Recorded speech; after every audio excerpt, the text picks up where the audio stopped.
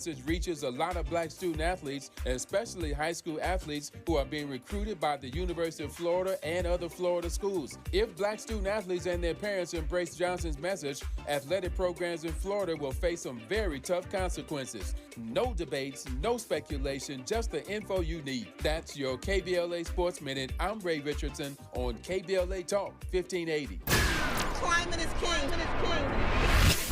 At KBLA Talk 1580, we believe that caring for the community means caring about the climate. You might have heard that we announced a pretty bold 12-month, $2 million campaign to do 4 things. Increase climate literacy, turn up the volume on communities of color in the climate conversation, connect everyday people with the resources they need to survive and thrive, and highlight frontline climate justice crusaders of color throughout this year. KBLA Talk 1580 will be bringing you insightful interviews on all of our shows to help raise your climate IQ. Each quarter this year, we will also be hosting free climate events in various communities throughout the city with food, fun, and forward-thinking conversations. Thanks to partners like LADWP, Metro, Caltrans, the Sierra Club, the California Community Foundation, the California Endowment, AQMD, MWD, and more. You'll also be hearing more about a couple of national town halls broadcasting live from Los Angeles, to which you will be invited. And we'll be rolling out a robust social media campaign on all our platforms, as well as an outdoor media campaign, all designed to educate, enlighten, and empower you in our fight for climate justice. We want cleaner air. Caring about the community means caring about the climate. At KBLA Talk 1580, we believe that we really can change the world if we care enough. If we care enough. If we care enough. If we care enough. If we care enough.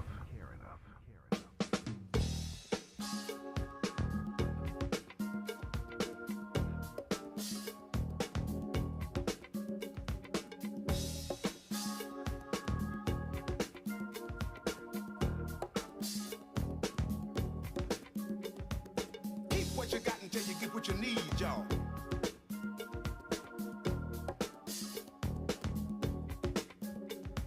You got to give a lot just to get what you need sometimes, y'all. Give me the bridge now.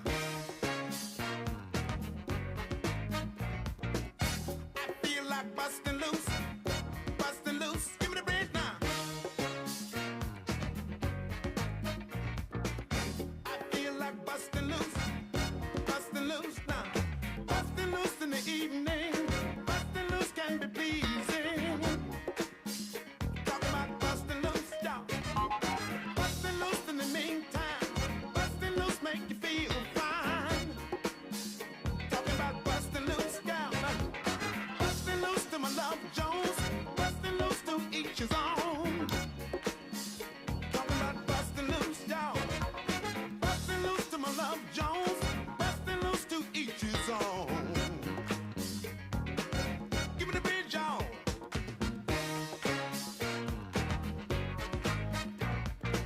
Some of that DC go-go with Chuck Brown. I mentioned yesterday that we were pleased to be on some new stations, and we are celebrating being on in the nation's capital on WOL 1450 AM. So a little Chuck Brown, a little DC go-go for the nation's capital. Thank you for carrying this program. In this hour, 2 conversations. On the B side of this hour, we'll be joined by DNC Chair Jamie Harrison to talk about Joe Biden and the road ahead for Democrats. Look forward to that conversation with the chairman a little bit later in this hour. But we commence this hour in dialogue with the NFL films producer, if I can say it, Cortland Bragg, who investigates the mysterious 1996 burning of NFL great Reggie White's church in Knoxville, Tennessee, in his latest 30 for 30 podcast special. It's called Through the Flames, Reggie's Church, and I'm delighted to have Cortland Bragg on this program. Before I commence my dialogue with him, some of the sound now from his special.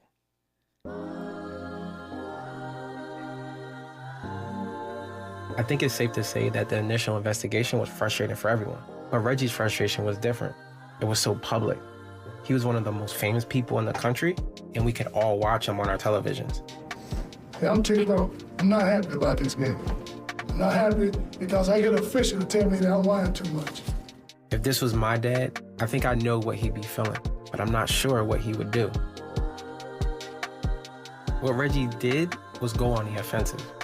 He publicly asked other black celebrities to join in solidarity. I'm calling to the forefront my counterparts, athletes, and I'm also calling entertainers, the Oprah Winfreys.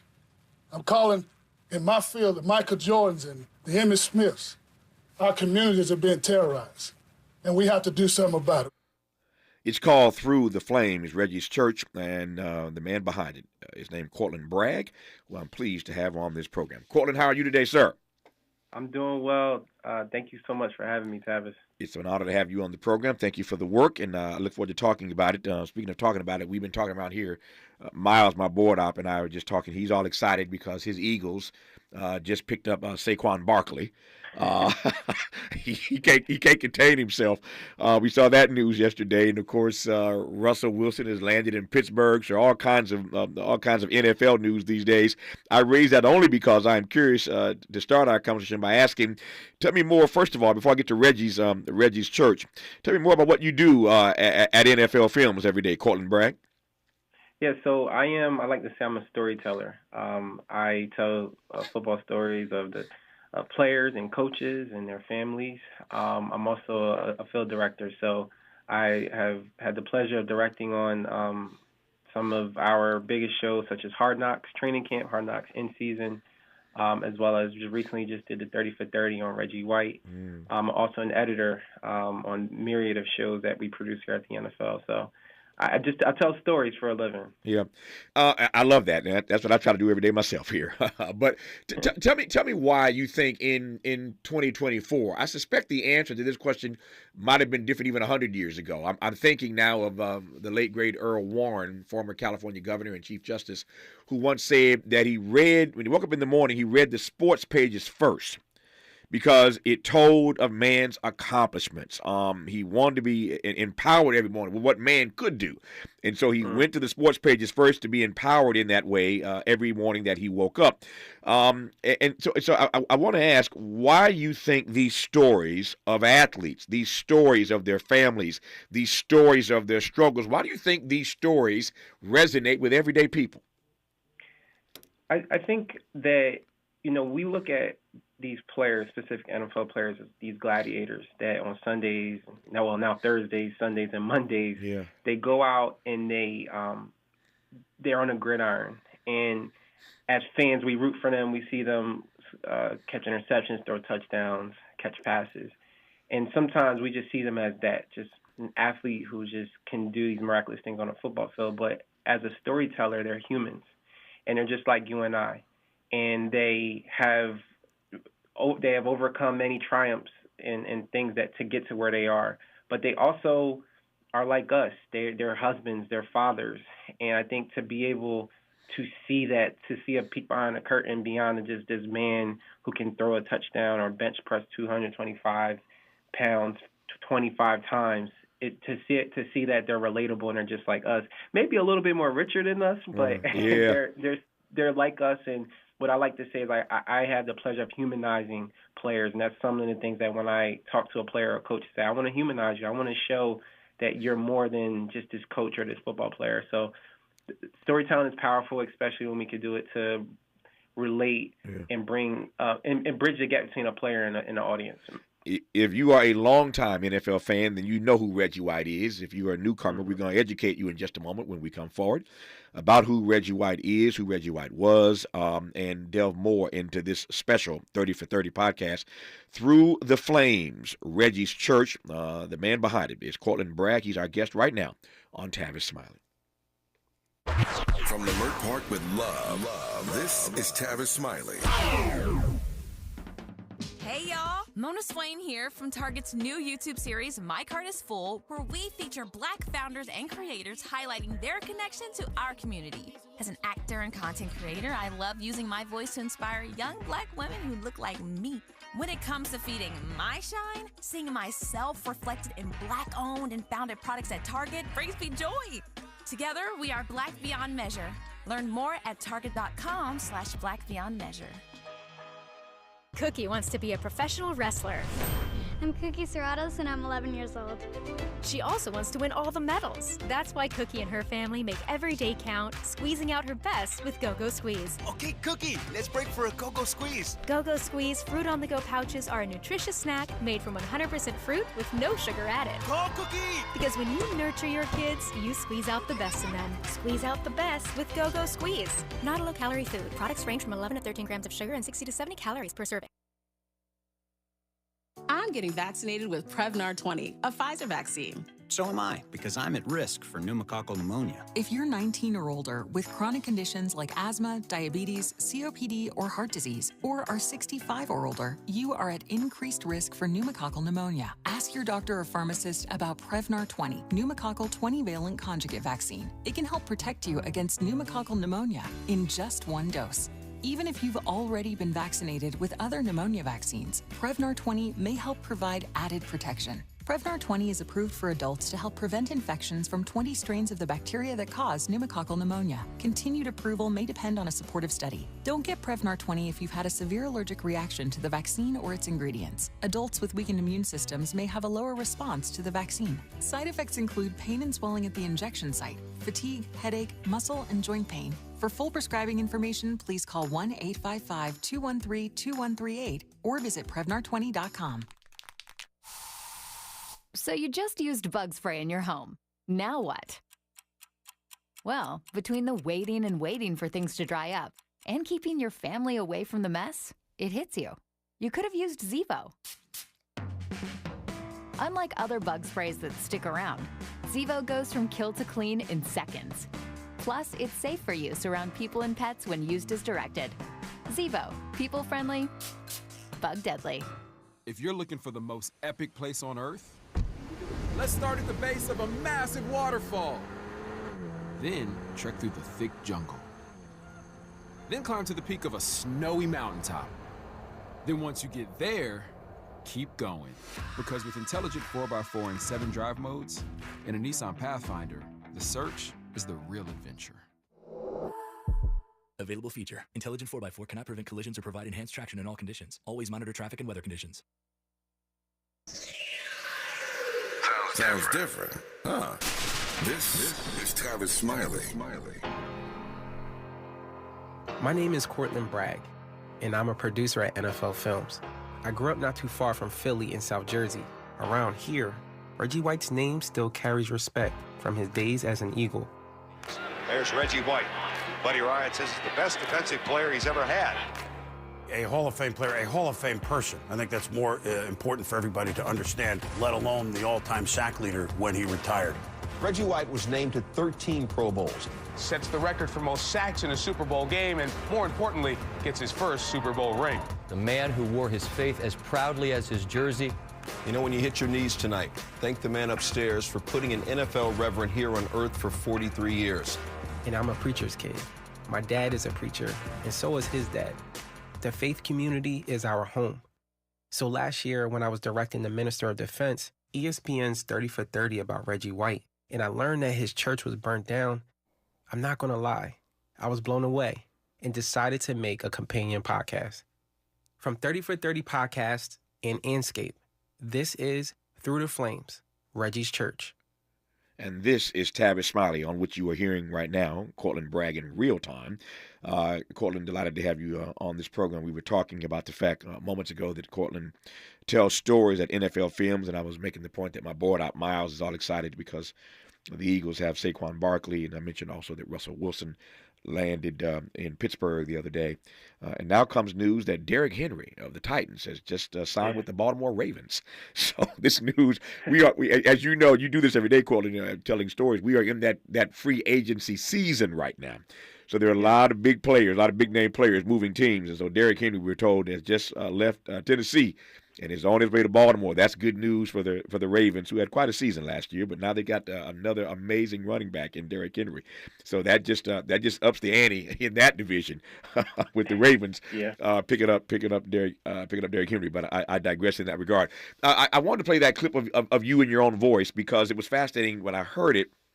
to get a better understanding of why you wanted to tackle this particular subject. So we heard what we just heard, but tell me a bit more about how being a PK, I am a PK for that matter as well, and how growing up outside of Philadelphia, where Reggie, of course, once played. Tell me how all of that became a nice mix of interest for you to want to take this topic on, Cortland Bragg. Yeah, so there was so many things as just in a deep dive into research and telling the story of Reggie White. You learned so many things. I do have to say we were talking about free agency.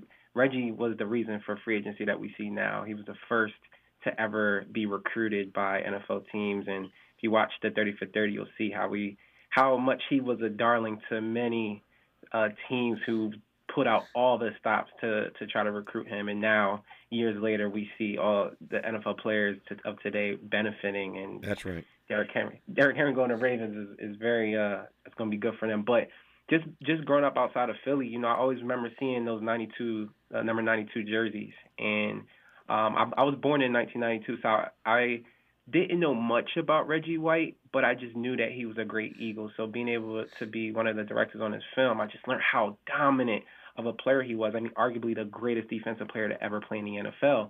But beyond the field, he was just this man of faith, this devout Christian man who preached the gospel. And being someone who grew up in the church, and my father and my grandfather being pastors, my great-great-grandfather being a pastor, this story was just so personal to me. And as I got a chance to know more and get to know the White family, Sarah White and Jeremy White, Sarah being his wife, Jeremy being his son, I just related to the family so much. And in the film, we weren't able to dive too deep on the fire, and just because of the time constraints of creating a film for television. And I just knew there was so much more. There was this mystery almost 30 years ago. There was this mystery that how could a place of worship be intentionally firebombed and arson? But just to know how many government resources got involved. This went all the way up to Bill Clinton at the time and the Department of Justice and the ATF and FBI. So all this money and resources poured into finding out what happened. And almost 30 years later, we still don't know who did this and who was responsible. So I just felt on my heart that we needed to kind of re-examine this investigation and see what happened, see if we can uncover anything. And just thankful to ESPN who just gave us the blessing and the opportunity to re-examine what happened on that fateful night. Yep. I want to jump more into that part of the story in just a moment here. Before I do that, though, tell me, again, being a preacher's kid, being a PK, what you learned or how what you learned resonated with you when you tried to wrestle with the fact that this guy was a minister of the gospel. He's a preacher, but he's also a player. How did you come to wrestle with that duality? Because he handled it quite nicely, but it is an interesting duality. There aren't a whole lot of players who are also preachers. Yeah, I mean, I don't think many have ever done it. And if any players have done it, it's not as public as Reggie had made it. So for me, it just resonated with me. I felt that like everything Reggie was preaching and his whole lifestyle to me was so familiar to me. Now my father wasn't a great NFL player, but that lifestyle of Reggie on the off season, he was in a pulpit every Sunday preaching the word of God, preaching down. And that's what I grew up in. I remember Sundays where you were in church, and some days some days it was multiple church services. We were in church all day. So to me, it spoke my language, and it's everything that kind of has created my identity is just being a man of God myself. I fell in love more with who Reggie was and who his family is. And to me, I felt I was the perfect person to tell this story. Yep. So I'm glad you did it. You are the perfect person. So Reggie White is a world famous athlete. He pastors a church. That church ends up being burnt to the ground. Take it from there, Cortland Bragg. Tell me the backstory. Yeah, so Reggie is preparing for the NFC Championship game, and he gets a phone call that his church was burnt to the ground. And not only was it burnt to the ground, there was racial epithets that were spray painted on the side of the church. Now, what a lot of people, I try to explain to people is this church, Inner City Church in Knoxville, Tennessee, during the time was a thriving church. We see mega churches today, but back in the day in the early 90s, it wasn't as common to see churches that were 400, 500, 600 member deep. In addition to this, we're talking about the South, and this was a diverse church. You had whites and blacks fellowshipping at Inner City Church. So to see that this church is targeted and burnt down is a tragedy. But one of the things that was very surprising was that black churches were being burnt down all throughout America during this time. It just wasn't being reported. It wasn't being investigated. So, and a lot of people didn't know about this. So the fact that black churches were being burnt in disproportionate numbers, and then Reggie White's church being burnt down, and this becomes national news, it's just such an interesting thing.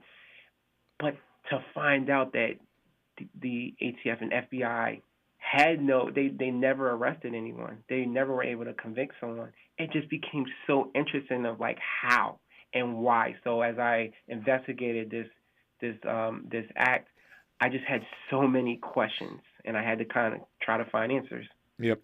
Arson isn't easy. Not that investigating any crime is easy, but arson isn't easy. First of all, you have to figure out what started the fire, and you got to track down the materials that were involved. It's a laborious process. I have great respect for arson investigators. I've interviewed a couple over the course of my career. It is a torturous, long process. You don't just automatically snap your fingers and solve an arson case. It doesn't work that way. What did you learn about the investigation? To your point, all these years later, nobody ever convicted of it. But what did you learn about the investigation itself? I learned that one of the most interesting things that really took me aback was that you have Knoxville, Tennessee, which is the birthplace of the Ku Klux Klan. There was white supremacist groups operating and very active in that area. And the investigation turned inwards, and the ATF believed that this was an inside job, and this was someone inside of the church, and more so church leadership. So that as a PK, I'm like, that really took me aback. Where I was like, wait. We're saying a church leadership that has built this church, this thriving church, would burn down their own church. So that, and just someone who grew up, I feel like being a PK, you put church leaders on a pedestal, or you see them in a high regard. So it was very tough for me to even think or wrap my mind around that could possibly happen. But as a journalist, I had to do my job. I had to see both sides and do my investigation. So that was one of the biggest things. I don't want to give too much. I hope that your listeners can check it out for themselves. But it's very interesting to see that one of the church leadership was a prime suspect, in addition to white supremacist groups in Tennessee. But the ATF was definitely felt they had evidence to pin it on the leadership team. Yeah. Let me go back to Reggie just for a second here, because you mentioned earlier that Reggie was preparing, of course, for a big game. excuse me, when the news came that his church had been burnt to the ground. Tell me more about Reggie in that moment. What did you learn about how in that moment this amazing athlete, who's also a pastor, preparing for a big game, has to process that his church has been burnt to the ground? Yeah, it was tough. As he was preparing for that game, just think about one of the biggest games of the season, and then you have this weighing on you. It affected him. And in the film, you see that you saw some frustration where Reggie was just such an amazing human who kind of seemingly held it all together. And during this NFC Championship game, you could kind of see it getting to him, and you could see his frustration coming out on public screen. Reggie, during a particular game, he was against the Cowboys. The team didn't play that well, but Reggie was getting angry, and it was just uncharacteristic of wow, Reggie's really kind of usually someone who kept his composure, but he's showing frustration. He's getting angry. He didn't want the cameras around him as the networks were trying to highlight Reggie's anger, and you could see that. But as a human, you can understand, or you try to understand, wow, I can only imagine what you're going through, and the frustration. You feel like all this weight is on your shoulder, and just kudos to Reggie for trying to hold it together and figure out and apply pressure to on to the media, to the government to figure out why this happened and who was responsible for this. Yeah, I've had some fascinating conversations over the course of my career, as you can imagine, and I've got my own take, which is not the point of this conversation today. I have my own view of multiracial churches, and I've had a lot of conversations, again, in my career about multiracial churches. But what makes Reggie's church a bit different, as you intimated earlier, is that it's in the South. It's in the South. It's in Tennessee. It's in the home of the Klan. And Reggie has an interracial church. How did Reggie do that, or how did this church end up being interracial? It was Reggie. When talking to the Knoxvillians, they mentioned of how Reggie just had this gift, this light, this presence, and he was someone that brought a lot of people together, whether you're white or black or Hispanic or whatever race. And also the church leadership was very charismatic and likable as well to a lot of people in Knoxville. So I think just coupling Reggie with the lead pastors of Inner City Church just was a perfect recipe for bringing people together for God. And I just think it's so interesting. Back in the 90s, you're seeing whites and blacks fellowship, and it's amazing. But a lot of that goes to Reggie and the church leadership. Yeah, I know we're not trying to give too much away here, but I'm asking this question, and let me just preface it by tell you why I'm asking, because I don't want people to leave this conversation and perhaps not see your project. I want them to see it. I want them to hear it. It's a 30 for 30 podcast special called Through the Flames, Reggie's Church. You'll learn more about it, of course, when you check out the podcast brought to us by Cortland Bragg. And yet, when you mentioned earlier that ATF started putting their fingers on church leadership, that leadership did not include Reggie White, did it? It did not. Okay. Reggie was never a suspect at all. That's why I raised that question. You see my point, right? I don't want people to have a takeaway that Reggie White was a part of that church leadership. I don't want to give away too much of the story you're going to hear when you check out the podcast, but I do want to make it clear for those who may not get to the podcast, and maybe one or two of you that just don't get there. I hope you do. But I don't want you to leave my conversation with Cortland Bragg thinking that we're putting the finger on Reggie White. That is not the case. I know that from having checked out the podcast, and just want to make sure that I don't put Reggie out there in any particular way. The podcast is called Through the Flames, Reggie's Church. It's a 30 for 30 podcast special. It's brought to us by Cortland Bragg. When we come forward, I want to delve more into the backstory of the fire, more into the backstory of the members of the church, more of the backstory of the leadership team, as we try to get a sense of what happened all these years ago, and moreover, as Cortland said earlier, years later they didn't quite figure this out. They still haven't figured it out. And again, as I mentioned earlier, arson isn't easy, but it is pretty interesting that all these years, decades in fact, have gone by, and never anyone convicted, never anyone brought to accountability, to be held accountable, I should say, for the burning down of Inner City Church. We'll talk about that when we come forward with Cortland Bragg on Tavis Smiley. Unapologetically progressive, unapologetically black. You're tapped into Tavis Smiley.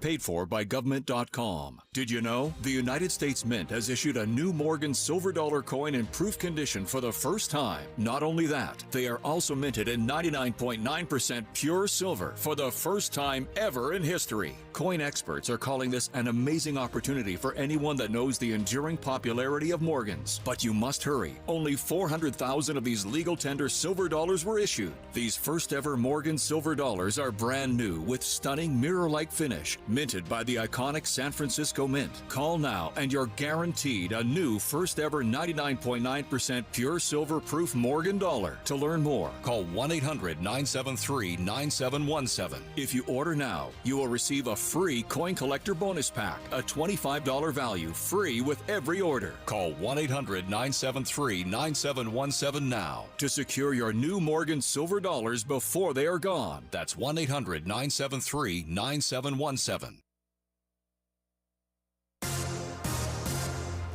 We're glad you could join us on this Tuesday, March 12th. I'm Mike Moore. Here's the latest from the Black Information Network. Voters in 4 states will take part in presidential primaries today, heading to the polls in Georgia, Hawaii, Mississippi, and Washington state. This as both President Biden and former President Donald Trump are just about guaranteed assured to win their party's nominations. Trump is expected to clinch the nomination when voting is done, Biden probably by next week. The Fire Department of New York is investigating who heckled New York Attorney General Letitia James at a graduation ceremony last week. The booing was loud and prompted the African-American Attorney General to say, "Come on, we're in a house of God." The heckling sounded well orchestrated rather than spontaneous, with Trump chants interrupting James's remarks. And that's the latest. I'm Mike Moore from your 24/7 news source, the Black Information Network, and BINnews.com. Can't wait weeks for your tax refund? Then don't. At Jackson Hewitt, get money today if you're approved for a no-fee refund advance loan on a prepaid card. Book today at jacksonhewitt.com. No-fee refund advance offered to eligible clients. Application required. Loans by Republic Bank. Details at jacksonhewitt.com. Is this the title? This is the KBLA Sports Minute with Ray Richardson.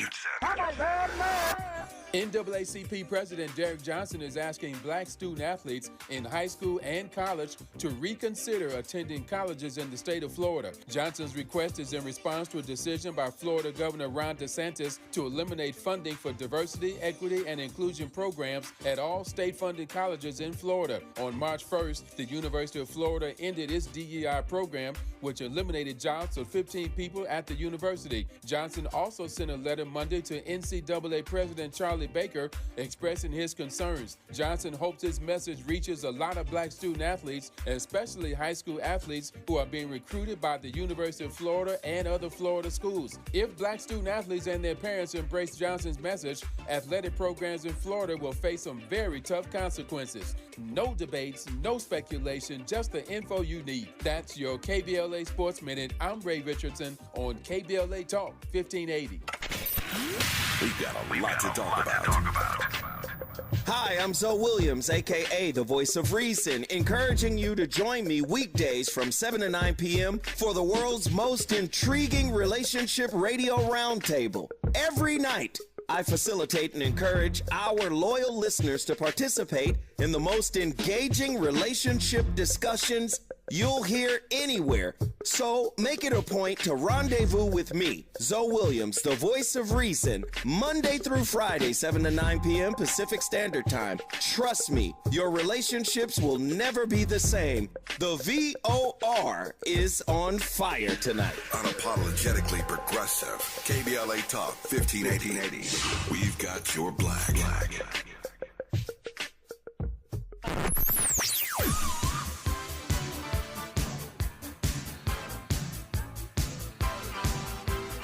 This is KBLA Talk 1580. Talk radio. That's music to your ears. We're unapologetically progressive. KBLA Talk 1580.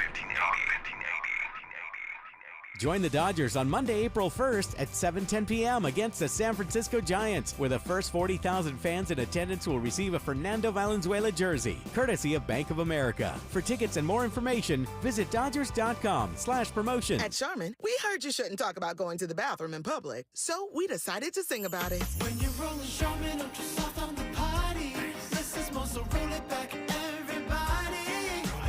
Charmin's irresistibly soft and hella nice. The grip is always soft. It's our party vibe. It's cushion and clean, so our cheeks feel fine. So what? Everybody wanna touch the sky. Charmin Ultra Soft is irresistibly soft and more absorbent, so you can use less. Enjoy the go with Charmin. I spray and scrub, but the soap scum in my bathtub is still there. I spray and scrub, but the burnt sauce on my stovetop sticks around. Sprays can leave grime behind, but new Mr. Clean Ultra Foamy Magic Eraser combines the scrubbing power of an eraser with the cleaning power of Dawn to melt away tough messes on contact. Just wet, squeeze, and erase. Stop spraying, start erasing, and clean with more magic than ever with new Ultra Foamy Magic Eraser. Mr. Clean, Mr. Clean. Hey there, Los Angeles. This is James Lucky Jr., publisher and editor of Los Angeles News Observer. Are you hungry for news that matters to you in the African-American communities of Los Angeles? Well, buckle up, because we got the scoop you've been craving. Stay in the know and never miss a beat with our free weekly publications conveniently available near you. Or hop on the digital wave and become an exclusive subscriber at OGNSC.com. Don't forget to join the party on Instagram and Twitter at OGNSCINC for behind-the-scenes access and sizzling updates. No more FOMO. Let's stay informed, connected, and empowered together.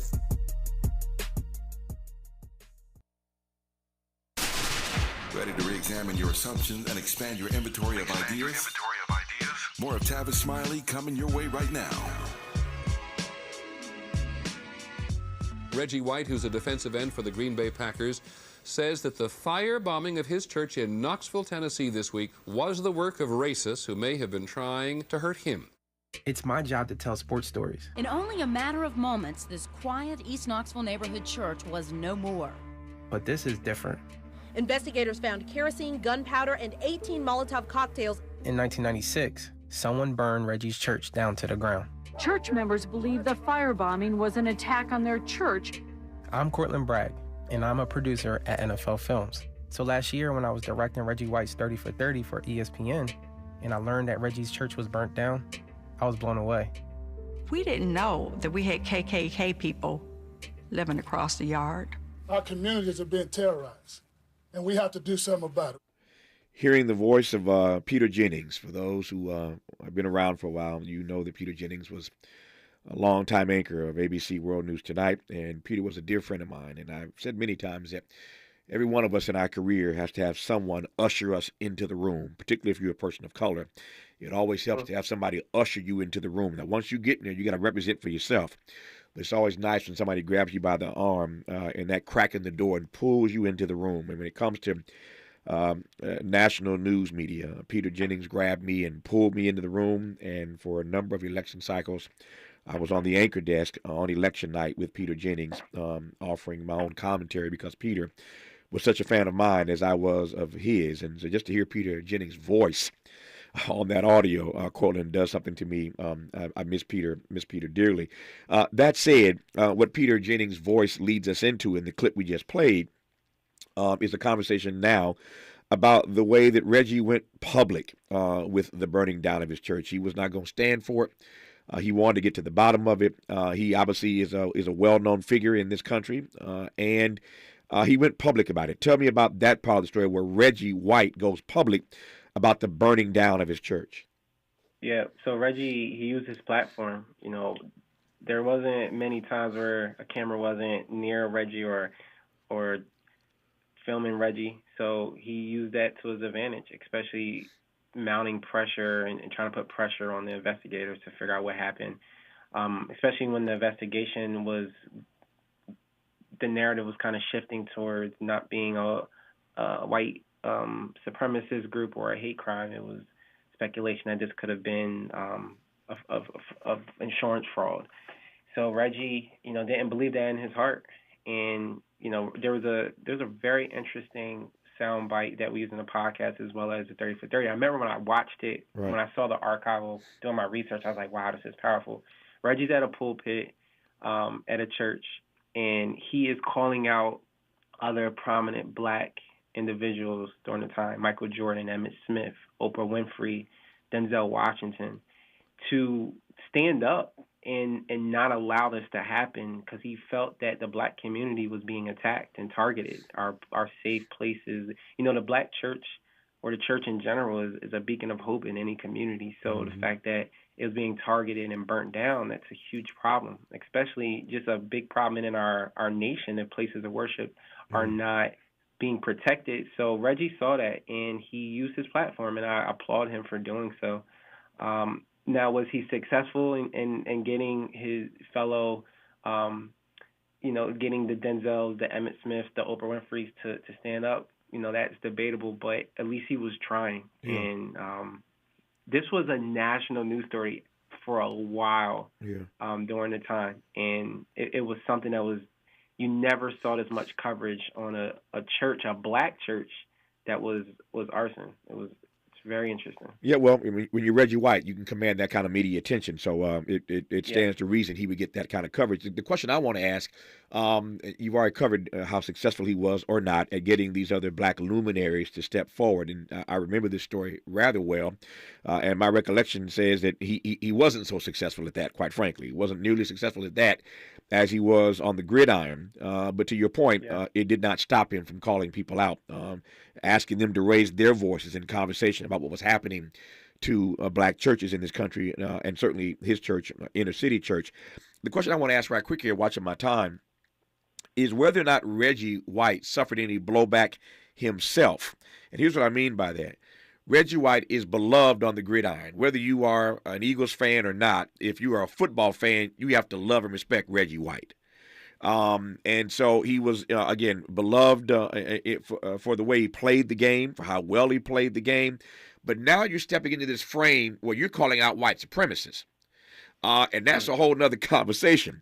Obviously, he had to do what he had to do. His church had been burnt to the ground, and he didn't buy this argument that the ATF tried to advance, that it was his church leadership, some insurance scam that might have led to the arson and the burning down of his church. But we see Reggie in a very different frame. He's not on the gridiron. He's not in the pulpit preaching. Now he's calling out white supremacists. Did Reggie suffer blowback for that? He didn't, not in a way that you may have thought. I think a lot of people supported him. They felt that this was someone that was fighting for something he believed in, and he was trying to get to the bottom of it. I mean, one of the biggest things that really stood out was that there's the racial epithets that were spray painted on the side of the church, and a lot of people felt that Reggie had the right to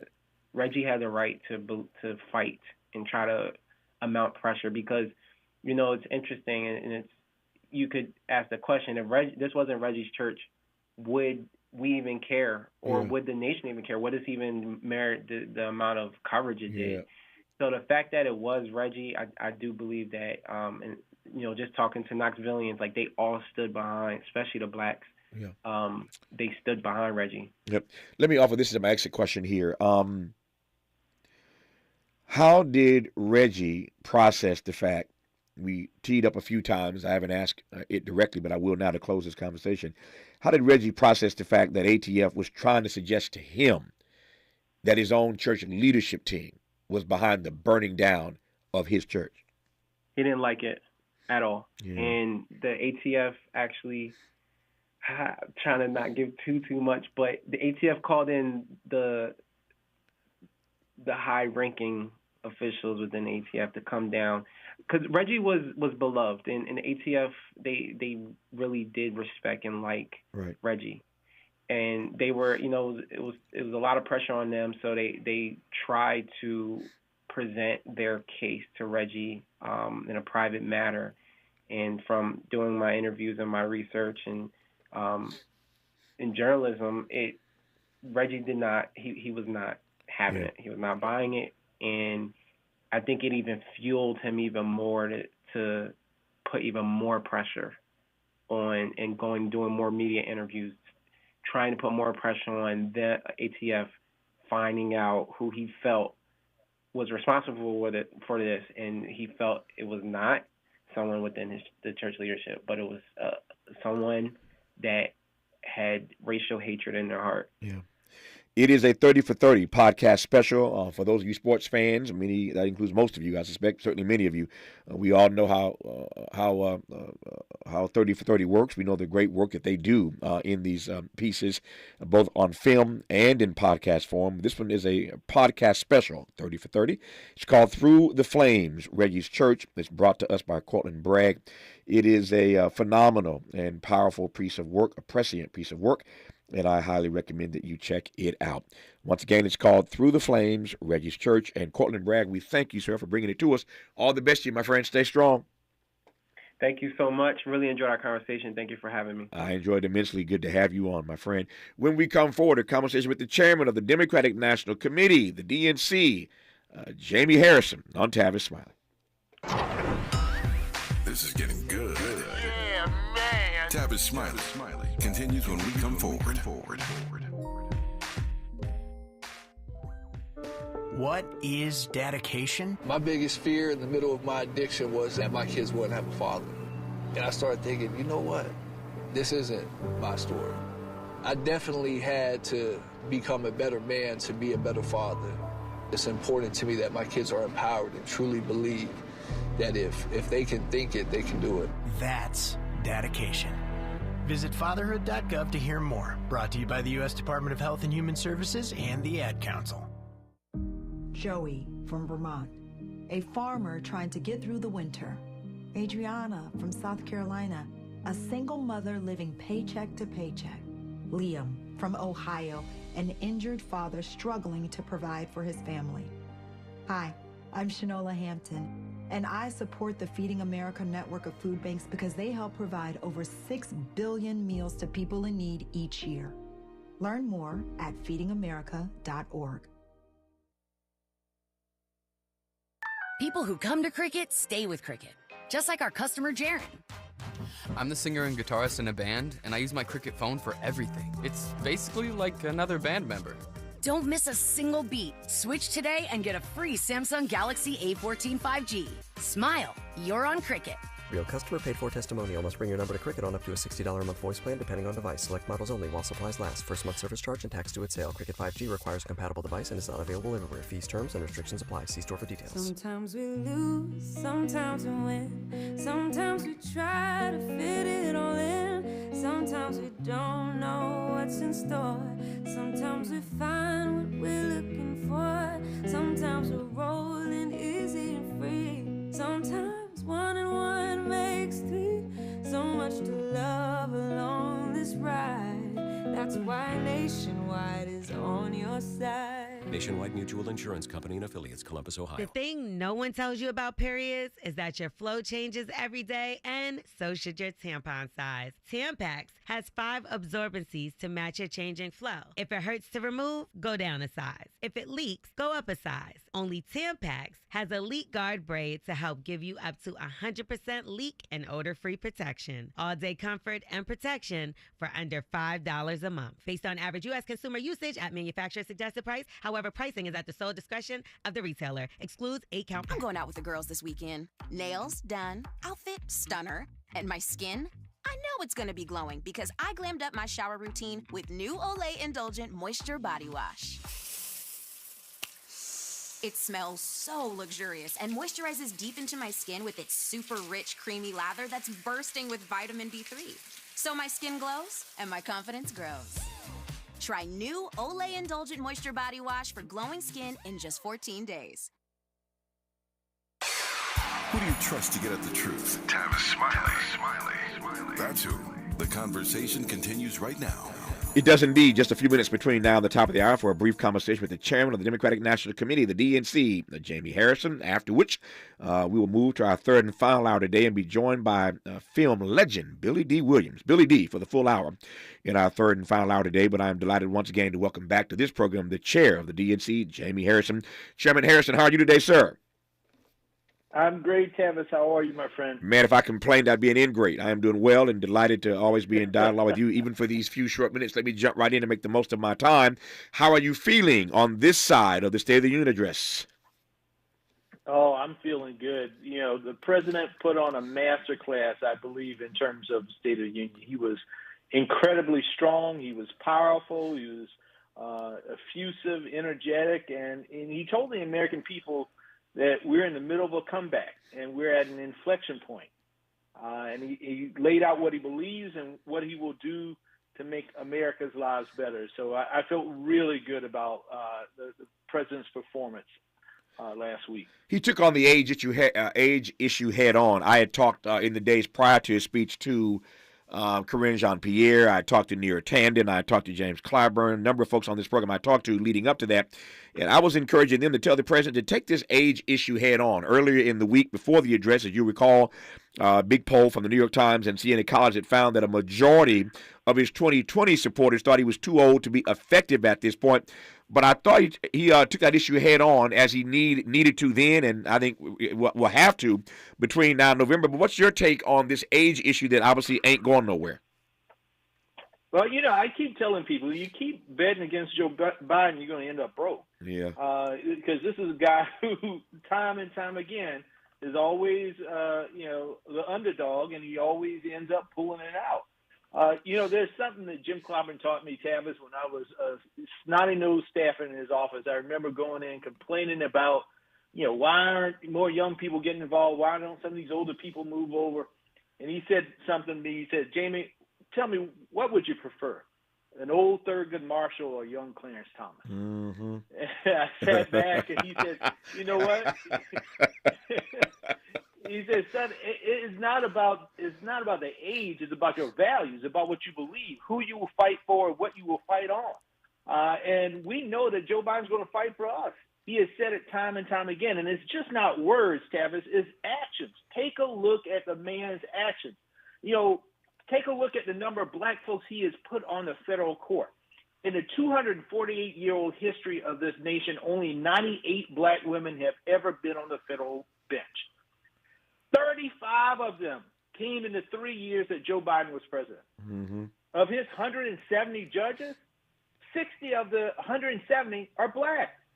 Black folks only make up 12, 13% of his population, but 35% of Joe Biden's judicial lifetime appointment picks have been black. He's the only president that changed the presidential primary schedule from having Iowa and New Hampshire, two states that don't have many black folks in it, from being first to actually putting South Carolina first. Along with, he tried to put Georgia and Michigan in the mix as well. This is a president that isn't just through his words, but through his actions. First one to put a black woman on the Supreme Court. He's the first president to appoint a black chair of the DNC. We've had black chairs of the DNC. Ron Brown was the first, but he got elected through the traditional route. Donna Brazile got appointed because she was filling in for a DNC chair. But Joe Biden is the first first president to actually say, I want a black person to be chair of the DNC. So, it's not just about words, it's about actions. And he has proven that he sees us, he hears us, and he values us. A few more questions for the DNC chair, Jamie Harrison, when we come forward on Tavis Smiley. More of Tavis Smiley when we come forward. If you're like me, 60 and retired, making ends meet, especially here at the supermarket and drugstore, is tough. I'm so blessed to have found benefitscheckup.org. It's a free and confidential website from the National Council on Aging that connected me to $1,200 a year in programs that help pay for food, medicine, utilities, and more. Maybe it can help you. benefitscheckup.org. My daughter was diagnosed with a rare malignant rhabdoid tumor on the spine. They sent her straight to St. Jude. My hope was gone. But when you get there, everyone's like, hey, we're not going to give up. And when you see other people not giving up on your child, that makes all the difference in the world. When I found out I didn't have to pay, I was just grateful. They saved my baby's life. Finding cures, saving children. Learn more at stjude.org. KBLA Talk 1580. We've got a lot to talk about. KBLA reminds you that when we fight, we win, and we don't black down.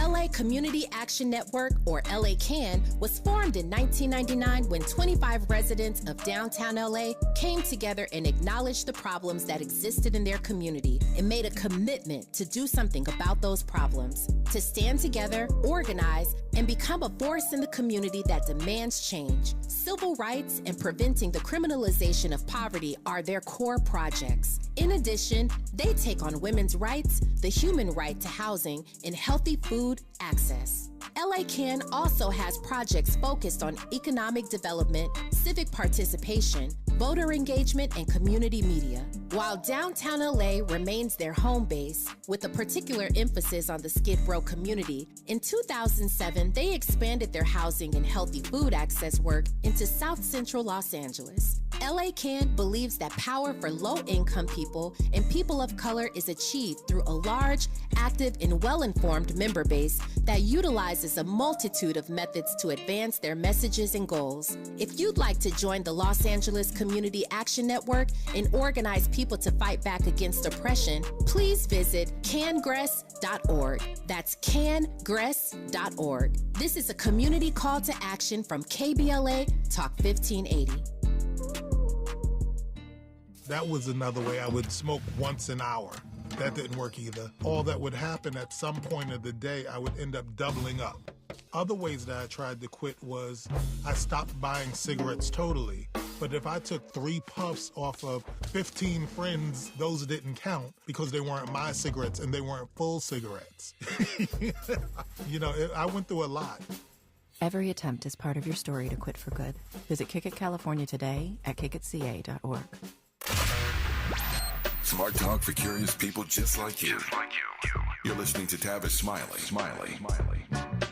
Tavis Smiley in the DNC chair, Jamie Harrison. Just about 4 or 5 minutes left in dialogue with him before we move to our final hour with Billy D. Williams on our program today.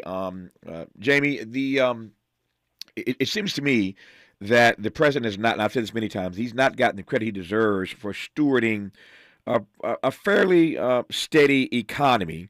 And all the data that I keep looking at suggest, and not just mine, the White House seeing the same data, they're perplexed by this as well, that the president isn't getting the credit he deserves for his stewardship of the economy. What do you make of that? Well, I think that's right, Tavis.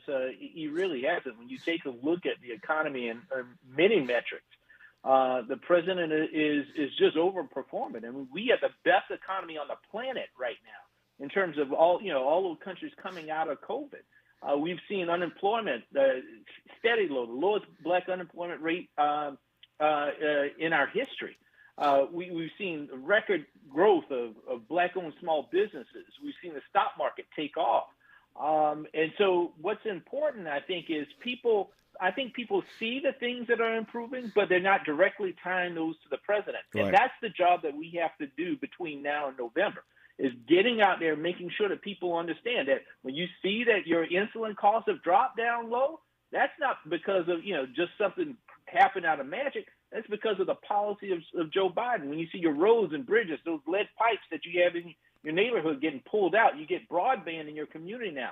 That's not happening. It's coming out of the sky. That's happened because of Joe Biden and Democrats. And so we just got to make sure that we are attaching in the minds of the people those things that they see that are improving in their lives, that happened because they went out and voted in 2020, 81 million of us, and then we were able to get those policies passed, enacted, and now they're seeing the benefits of that happen. Is the president going to be held responsible by black voters that the Senate, under his watch, could not get past meaningful voting rights legislation and meaningful police reform?